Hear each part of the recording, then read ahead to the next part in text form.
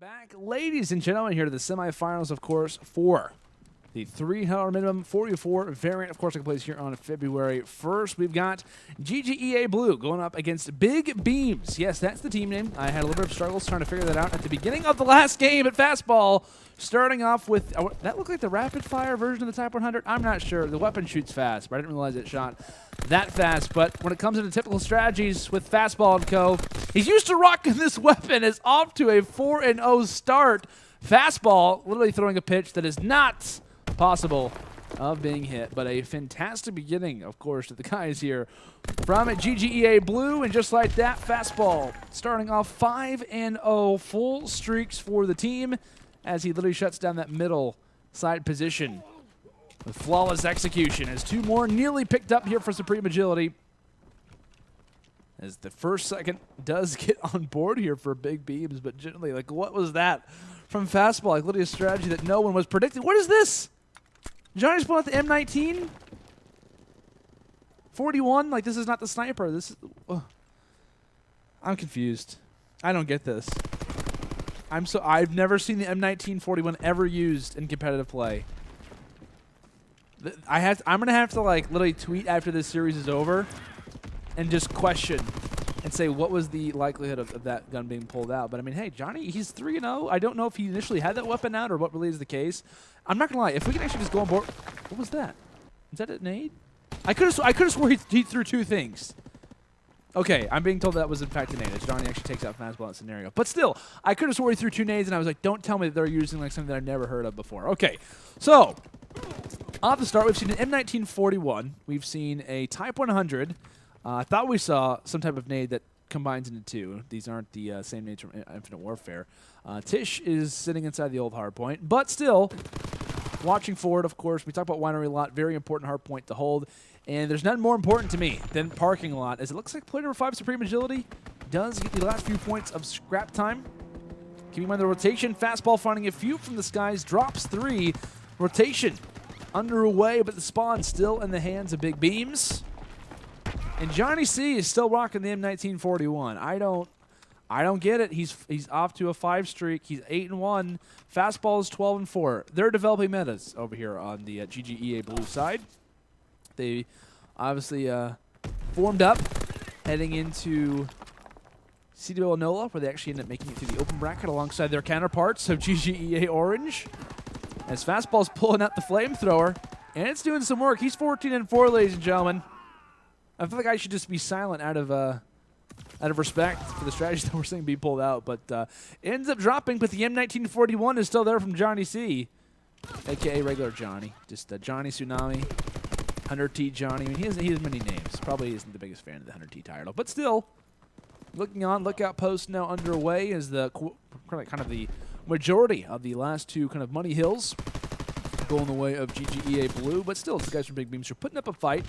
But we're talking about the interesting strats, though. I mean, really, SupremeAgility 7-5. Johnny is 10-3. Fastball's 14-6. As Tisch tries to eliminate those score totals as he goes on a 3 spree of his own.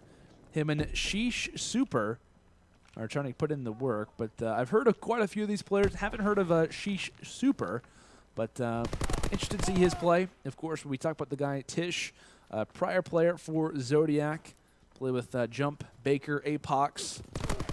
As I guess they decided to go their opposite ends, kind of go their different ways, it seems like. Maybe not. I'm pretty sure that's the case. I want to say that I saw that tweet come out. But Tisch, for those who aren't fully aware of it, just kind of a fun fact for you, Tisch is actually the German word for table. So there you go. You're not going to hear that from anyone else but me. Probably not.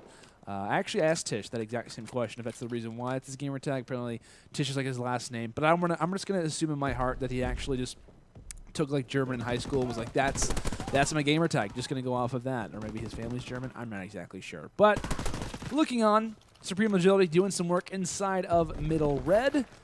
And SupremeAgility is like, hey, the M1941's working out pretty well for my teammate Johnny, so I might as well pull it out myself. Fastball is lining up red and literally burning the house down. As SheeshSuper, though, finds 3, one of them through the wall. Takes out Johnny for good measure as killstreak after killstreak going down inside a restaurant. SheeshSuper is chomping down at the moment. Fighter pilot in his back pocket. 25 points off the glide bomb. And will earn it just like that. 5 spree. I thought he was about to turn on the second player there. But kills going down inside a restaurant as this hard point begins to get closer and closer. Scrap points going the way of fastballs. He'll be awarded those last 4. But the rotation is obviously what's important. Winery on the horizon. And it looks like player number 3, the first guy to hop inside of it, will be Tisch. Initial fights going down. Fastball decides to switch to the PPSH. We'll see if it works out for him. I'm not going to lie. Probably as soon as this tournament is over, I'm going to go on World War II and actually pull up the Type 100 and see if I can do similar work with it. Probably not. But still, looking on, it looks like the scoreboard indicating a very close game, and that is the definition of that. Fastball does get one on RobbieBeamin. That's going to be so frustrating, taking out a player with a flamethrower, just knowing that he also is going to have it once he kind of respawns up. Because, of course, the flamethrower, no matter how many times you die, still can be used until you use every single bit of the flames. Skilliosis tries to go for the quick 1v1, but it's Johnny who wins it. He's staying consistent with the M1941. I respect the strategy. I respect it for sure. But it will be a lead change at the end of the last hard point. Kind of a similar spot to the beginning of the last hill. It was the guys from BigBeams who made the rotation early. And it's GGEA Blue who about halfway through make the commitment and retake the hard point. So parking lot, though, you can't sleep on it when RobbieBeamin's finding 2. I mean, that's a big 2 that he finds, because now half the kind of forces are going to be making that push. And they're going to be facing off against the spawn. So it's kind of a constant 2v4, 2v5, 2v6 at times fight that they're going to have to win. And it looks like Skilliosis is still back here. Not able to shut down Johnny. And you see the scoring total start to get a little bit out of hand, essentially, as a big lead kind of gained right now for BigBeams after making the rotation toward parking lot. However, fastball is still here. Somehow he still has the flamethrower. I don't know how it's not all been utilized yet, but he still got it in his back pocket. SheeshSuper goes for the last second challenge. Fights happening every single place as players begin to fall. The kill feed is filling up, but it is currently BigBeams with a 30-second advantage. Glide bomb still to be utilized. Quite a few streaks still in the back pockets of a few of these players. They start to mark themselves up. Fastball nearly picks off 2 there, but it looks like Tisch starting to get involved in that kill feed.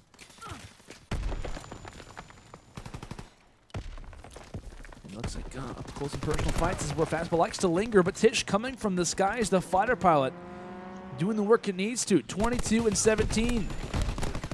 As Tisch ends up dropping from the backside, but it looks like lookup post still quite a few valuable seconds to go. A big 1v1 happening. It looks like it will be RobbieBeamin who stays alive, shuts down SupremeAgility, and now no real vantage point for GGEA Blue to hop in for lookout posts, as now they're going to have to kind of refocus their attention toward bottom red. As 3 go down off the spawn. Fastball still challenging as he really wants these last 5 seconds, and they're very valuable to him. He holds them dear to his heart, as every single second means a lot for this guy, but of course grabs the second to try to make the flank happen. 3 down yet again, as right now GGEA Blue are starting to struggle. Rotation inside of bottom restaurant. We've seen streak after streak happen in this particular hill. Who will it favor now? If you're a fan of GGEA Blue, they've got to get on board here soon. And Johnny trying to fire through the wall, nothing found. Fastball desperately trying to go for a flight, but Skilliosis with 2 finds the double kill with the nade inside of the restaurant position. 4 down in total. And that backside rotation is incredibly important right now, as Skilliosis finding himself on a 4 spree, a 7-team streak right now for BigBeams. As SheeshSuper. I'm having a hard time saying it right now. I said SheeshSuper. It's SheeshSuper. Apologies for that. But the rotation desperately needed right now if you are the guys from GGEA Blue. You cannot afford to lose Winery. And with 2 big money hills coming up, if they can lock down a majority of this time, you can definitely walk away with it. The streak coming in from Sheesh. That's probably Johnny might be yelling the exact same term after dying. Kind of unfortunate loss there, but Super at Skilliosis. Tisch combining for 3. 10 seconds left, and Stamino from the back lines trying to make any impact that he can. But here comes the fighter pilot. Insult to injury at this point from Skilliosis, and he's going to end things on a 4 spree, 8-team streak to close out St. Marie de Mont at what started as a map that I'm not going to forget for a long time, especially for the guys on GGEA Blue. They pulled a Type 100 Johnny pulls out an M1941, which he actually rocked throughout the entire game. We'll give him props for that. But they started off so solid, but I mean, it really kind of came down to the rotations. I think generally when we were looking at BigBeams kind of throughout this entire map, it was just like, okay, they're rotating, but they're just not having a whole lot of success. And really, GGEA Blue didn't really change up their strategies. Like, it was almost like, hey, they're going to make the rotation, don't really have a problem with that. We'll kind of retake the hill the way that we normally do. But, like, that can only happen so many times. Like, once they do that, you know, like maybe the first set of rotations that it works for them, you know, maybe once in parking lot, it works for them once, maybe in lookout post, whatever it may be. I mean, generally, once BigBeams are making that rotation, someone's going to catch fire and you're going to have an issue. So it was kind of like GGEA Blue off the start of kind of a lot of different hard points were finding themselves at a disadvantage. They were kind of getting through the initial setups, maybe because of the interesting weapons. Maybe it was kind of catching BigBeams off guard. Not exactly sure what, but they were definitely kind of getting met with a, you know, a lot of kind of firepower from the guys on GGEA Blue, which later would kind of haunt the guys on GGEA because they weren't making those early rotations. We talked about parking lot. We talked about winery a lot. There were a number of different times where they were challenging hard points when there was like 5 seconds left. It was like, you know, I understand the rotation from fastball a few times. I know I was kind of calling out he's fighting for maybe 5 or 6 seconds, but I mean, you know, normally you don't really want to be fighting for those seconds. You want to be kind of focusing on the next hard point, especially when you're down the way that you are. But a number of different streaks that obviously were found upon when it came down to bottom red. I know when it comes down to YouTube content, I'm going to be looking at a lot of these, you know, kind of moments throughout this particular match and probably maybe putting them in our top 5 plays. If you guys are interested, maybe a little bit of a sneak peek for the kind of people who are watching right now, we're going to actually be having a YouTube video go up probably within the next few days.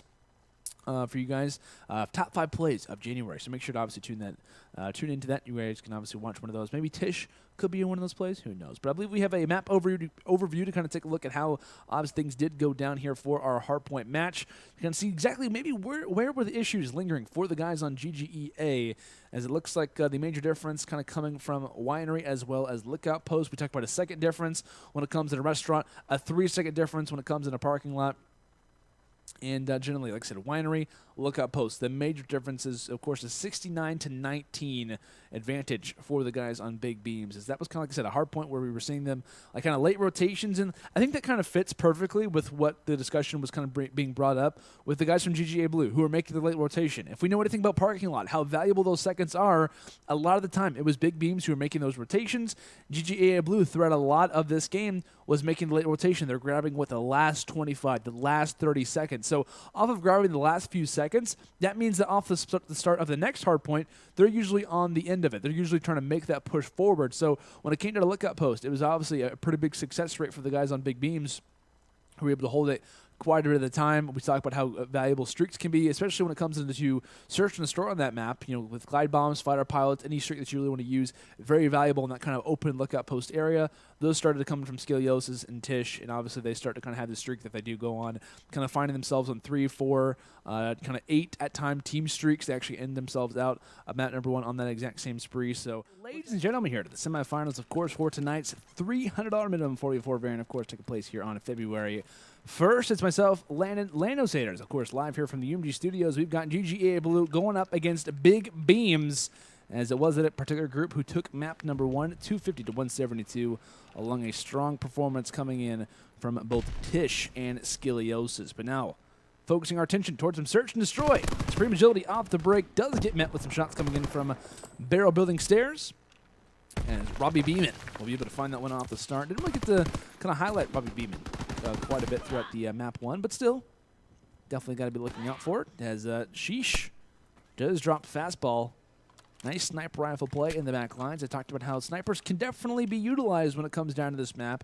Usually not going to be on the B-bomb side, normally on the water side, but could have saw the quick rotation be made. Johnny not rocking the M19 assault rifle in the search and destroy. PPSH is obviously in hand, but isn't able to get much done. Skilliosis is here to kind of pick him off, but this is the issue where I could see GGEA Blue start to struggle.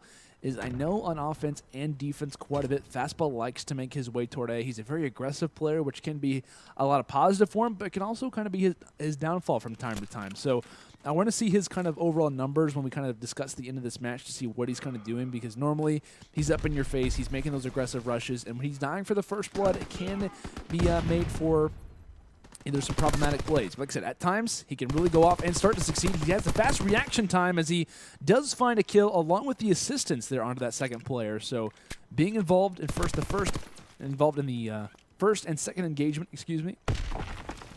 But Stamino, SupremeAgility, up right now for GGEA Blue. RobbieBeamin and Super up for BigBeams. Not going to get tired of saying that team name.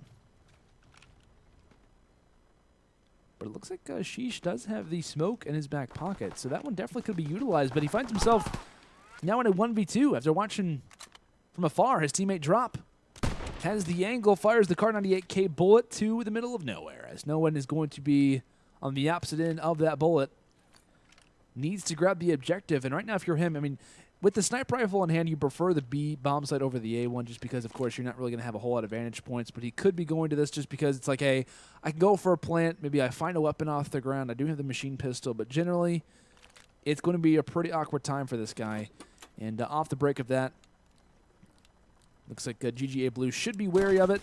And thankfully for SupremeAgility, along with him finding the kill, he also frees up enough time to also have someone go for the defuse in the situation. So kind of a positive there for GGEA Blue after losing the first round. They at least are able to build a little bit more on their streaks, as it looks like Stamino might have gone for a dip. Thankfully, the Docs is there to cater his fall. But I want to get you guys' thoughts, though, in the chat. What your guys' thoughts are when it comes down to this series? Who do you think could potentially take this map too as well, more specifically? But it looks like a smoke off the start. That's going to be from the guys on GGEA Blue. And it looks like fastball, player number 3 on the opposite. So that smoke is actually going to be performed as a bait. Johnny actually finds the first blood. So be keeping in mind where BigBeam's position is. It wouldn't surprise me if player number 6, if Super actually decides to get out of this position, unless they've spotted someone. That smoke along with the first blood is big. And they're not expecting Tisch to be here, but the fast reaction time comes in from Stamino. It looks like Sheesh and RobbieBeamin find 2 off the break, so what seemed like a bait toward the A bomb site could actually be what Stamino and Johnny C now have to relate to. And Robbie actually finds a few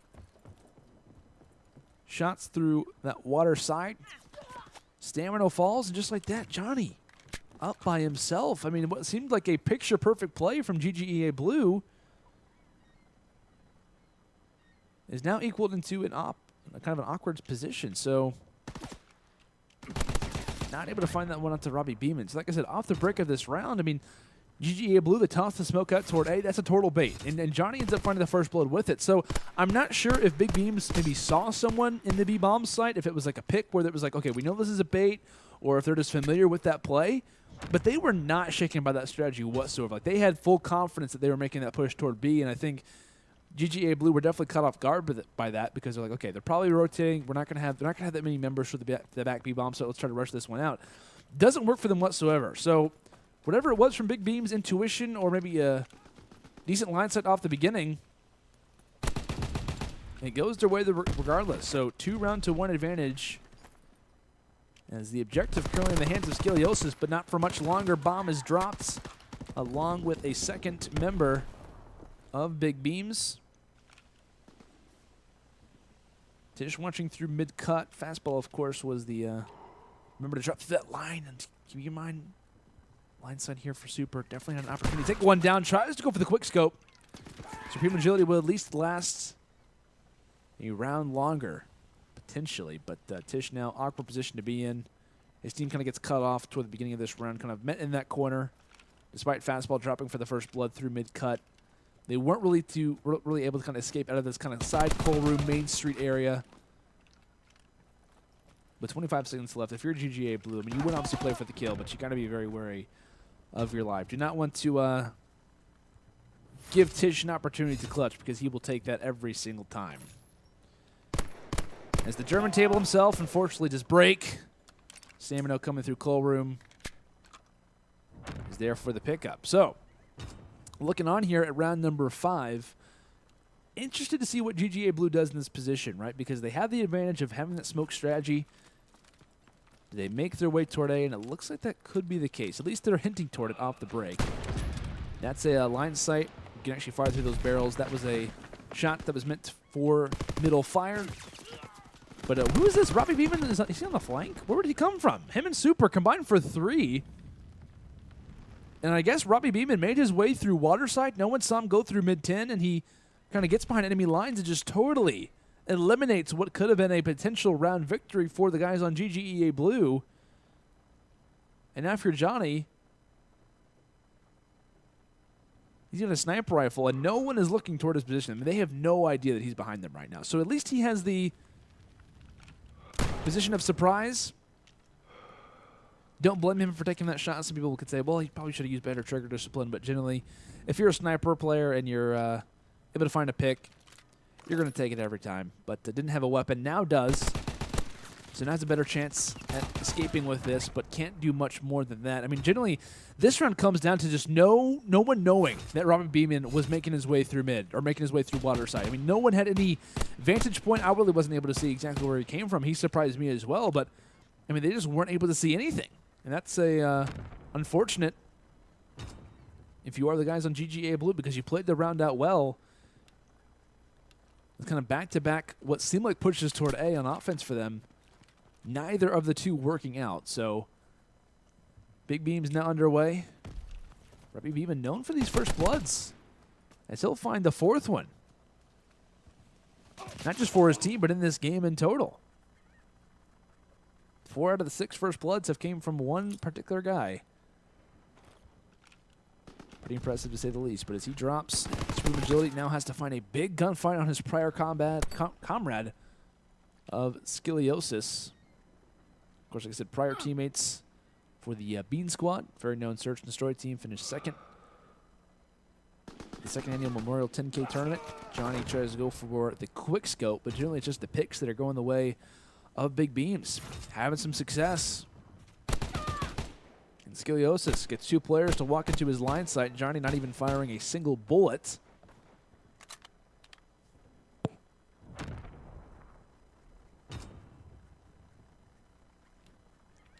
And right now, if you're GGEA Blue, I mean, it really has kind of been, I mean, if their pushes on A, if the bait would have worked toward A, the scoreline could be flipped right now. I mean, it could be 4-2 in favor of GGEA Blue, but it looks like off the break, RobbieBeamin making a rush toward A. No one's going to be home for that. SupremeAgility gets picked off toward mid. No one is there to trade. And they're trying to make their way into the bomb site. I mean, Skilliosis has a nade. This should be Stamino dead. He should die here. Looks like he does probably have hunker on, so yeah, he's dead to rights. He gets the plant down, but yeah, he's going to fall quickly after that. A 5th round found here for the guys on BigBeams, and to no avail. I mean, they're just the better team, to say the least. I mean, we see Skilliosis finding, I think, an ace in this round, I want to say, or at least he's on a 4 spree, as they're going to give him the defuse, so he's got full streaks. GGEA Blue are now going to be aware of that, and that's the exact position that you want to be in. Having streaks heading into an offensive round, that's going to be great for them.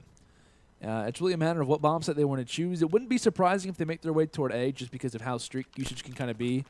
But maybe playing off of that strat. B's been working out for them well, so why not trying to change things up? Super going for an early rush through Closet. Should maybe find one fastball. Like I said, his aggression is great, but it obviously sometimes cannot work out. 3 kills going down fast. SupremeAgility waving the white flag at this point. Wondering what just happened to my teammates. What just happened in the search and destroy? Has a sniper rifle and doesn't spot the gun barrel of RobbieBeamin sitting on these boxes. As here comes the glide bomb. Does not spot him because he does have mountain on. So that's one positive, but not for much longer. Positives out the window along with this series as BigBeams will win this one in a hot 2-0 and win search and destroy in a dominant way, 6 rounds to 2. But I will give the guys on GGEA Blue credit. They definitely pulled out some interesting strats. Granted, in the hard point, it worked out for a time. But despite that, of course, search and destroy finishing off here. RobbieBeamin 9-4. I think he finishes off with like 4 or 5 first bloods in this game. And, I mean, generally, it was just kind of a sloppy play coming in from the guys on GGEA Blue, especially on offense. And, of course, we'll take a look here at the kind of scorecard overview. It was like a strong beginning from the guys on GGE. Like, so they had some good moments from time to time. They won some defensive rounds, but generally it was just a matter of offense having struggles. And like I said, I don't know, and it was really a big round for me, where to me it was kind of a big break because GGEA Blue, they tossed the smoke out toward A, and I want to say it was in like round 3, or it might have been round, I think I'm saying it was round 3. they toss out that smoke toward A as a bait, because what they're trying to do is make the guys toward BigBeams think that, hey, a push is being made. Normally when you toss the smoke out through mid, that's trying to limit a sniper player to kind of watch that pick that would normally be made through 10. That doesn't really strike the guys from BigBeams whatsoever. I'm not sure if it was just the intuition of just knowing search and destroy.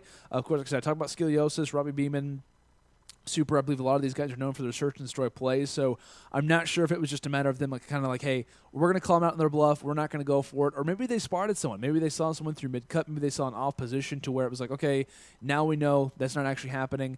And Johnny ends up finding a first blood through Waterside, but they don't get anything done with it. And like I said, it was a matter of GGEA Blue saying, okay, well, they're not kind of baiting out, they're not really kind of feeding to what should have been a bait toward the beginning of the round. So I think they kind of initially feel a little bit nervous as to what do we do in offense. They make a few rushes toward B.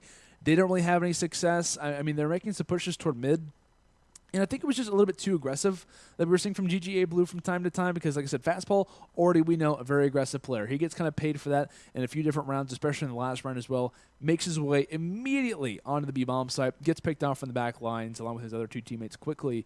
But like I said, we end up seeing SupremeAgility get picked off through mid when no one really has his back. No one's there for a trade. Like I said, it was just kind of overall sloppy play. I think is really all you can kind of call it out for an offense for GGEA Blue. Not a whole lot of positives. I think they were playing a little bit too aggressive from time to time. Like I said, not being able to trade, and BigBeams just kind of played off of that, and obviously do win this one in a hot 2-0.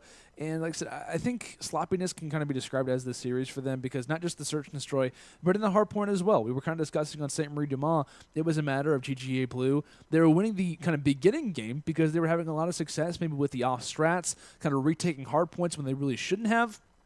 The gun skill was definitely overpowered for them when it kind of came down to the maybe first side of the first few hard points, but they just weren't rotating early. Like they were kind of getting the last few seconds inside a parking lot. They were getting the last few seconds inside of a winery as well, but they were never there early. And there was a big difference. I want to say it was in the score totals that we were able to pull up in a graphic on Hardpoint for Lookout Post. I think it was like 69 to like 19 or 18, something like that. A big difference on Lookout Post. And the reason why, actually, thank you, production. Yeah, 69 to 19.